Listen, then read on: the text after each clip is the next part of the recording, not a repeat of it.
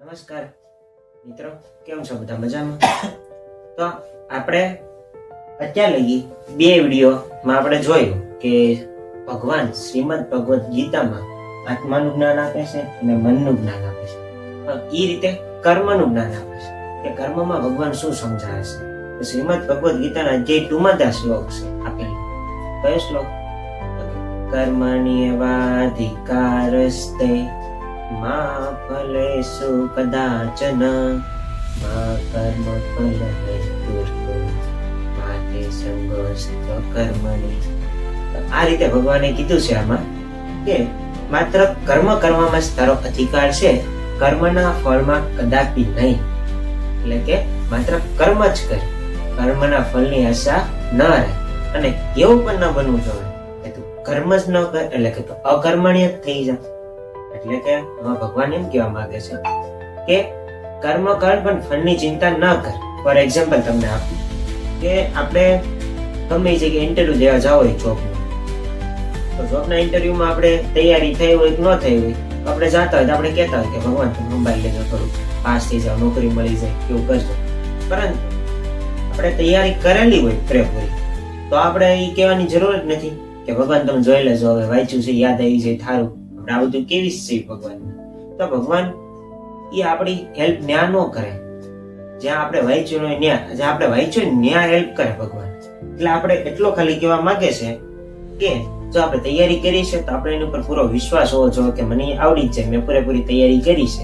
પછી એનું જે રિઝલ્ટ આવે, કાંઈ રિઝલ્ટની ચિંતા કરવી નહીં. જે રિઝલ્ટ આવે સારું આવે, નોકરી મળી જાય, નોકરી ન પણ મળે, આપણે આપણો બેસ્ટ પ્રયત્ન કરવા, ફૂલ તૈયારી કરીને જવાનું. તો સિલેક્ટ થાય ન થાય ભગવાનના હાથમાં. તો આ કરવી ને તો આપણે કર્મના બંધનમાં ન હોય. તેથી કરીને આપણે નિષ્કામ કર્મ અપનાવતા શીખવી. નિષ્કામ કર્મ એ જ વસ્તુ કે છે કર્મ કર, ફળની ચિંતા ના કર, ફળ તો મળવાનું છે, મળશે જ તે. જો આ કરશું ને તો ઓટોમેટિકલી આપણે સ્થિર મન રાખીને કામ કરતા શીખશું. નકર આપણે એમ થાય કે આ એક જગ્યાએ મને ફેલિયર મળે છે નોકરીમાં, તો નોકરી છોડીને મારે કાંઈક ધંધો ખોલવો જોઈએ, એવા બધા વિચારો આવશે. પરંતુ એટલી ખબર પડશે ને કે નોકરી એકમાં ન મળે, બીજે ટ્રાય કરવાની આપણી મહેનતથી, કે આ તો મળશે ને. આ વિચાર આની ઉપરથી આવે કે આપણે રિઝલ્ટની પરિણામની આશા ન રાખવી ને, તો એની ઉપરથી આપણે ખબર પડે કે આપણે ખાલી તૈયારી કરવાની, આપણે આપણું કર્મ કરવાનું, જેથી કરીને આપણે કોઈથી કર્મ કરતા અટકીએ નહીં. અને અકર્મણ ન બનવાનું એમ કેમ કીધું?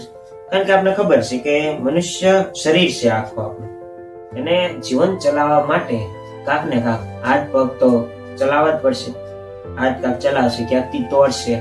વૃક્ષ છે, વૃક્ષમાં ફળ છે તો એ તોડશે તો જ મળશે ને. એટલે ફળ કઈ એમને બેઠા બેઠા જેમ કે ફળ મળી નહીં જાય, ઉતા ઉતા મળી જાય તો એ ખાય કેમ? ખાવા માટે કે કર્મ તો કરવું પડે ને. આપણે ચાઈવી કર્મ કહેવાય, હાથને આમ આમ કરવી, મુવમેન્ટ કરવું, બધી આ બધું કર્મ જ કહેવાય.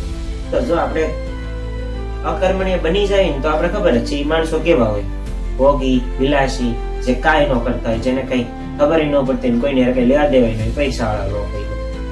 કે અમુક લોકો એવા હોય કે જેને બપન પૈસે જીવતા હોય, એને કઈ કામ કરવાની જરૂર પડે નહીં, એ બધા લોકો અકર્મણીય કહેવાય.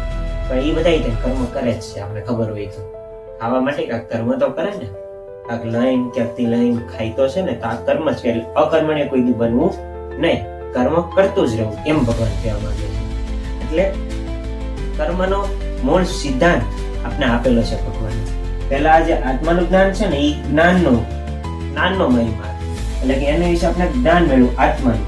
પછી આ મનથી આપણે મન સ્થિર રાખતા શીખ્યા, કર્મથી આપણે સ્થિર બુદ્ધિ, સ્થિર પ્રજ્ઞા મનુષ્ય રહીને કર્મ કરતા શીખ્યા, અને નિષ્કામ કર્મ એમ અપનાવતા શીખ્યા. તો આપણે હવે ખબર પડી ગઈ હશે કે કર્મનું જ્ઞાન ભગવાને કેવી રીતે આપ્યું અર્જુનને, અને આપણે એના દ્વારા કેવી રીતે શીખવા મળે છે.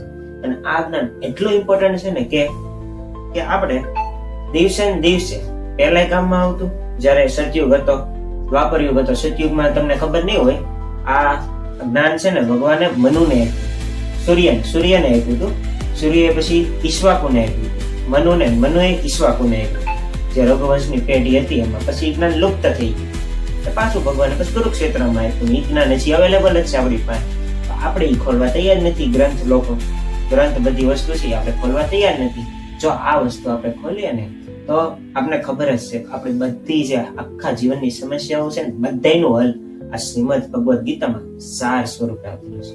એટલે આપણે એ સાર નહીં, સાર તો સમજવાનો છે, પણ પછી થોડુંક ડિટેલમાં અધ્યયન કરવાનું. અને વેદોનું અધ્યયન કરવીને જેથી કરીને આપણે શીખીએ. કારણ આપણે ત્યાંના રામા ખબર જ છે, પંડિત રામાકૃષ્ણ જે વિજયનગર રાજ્યનો વિશેષ સલાહકાર હતો, એને વેદન શાસ્ત્રનું જ્ઞાન એને મળ્યું હતું ભગવાન તરફથી.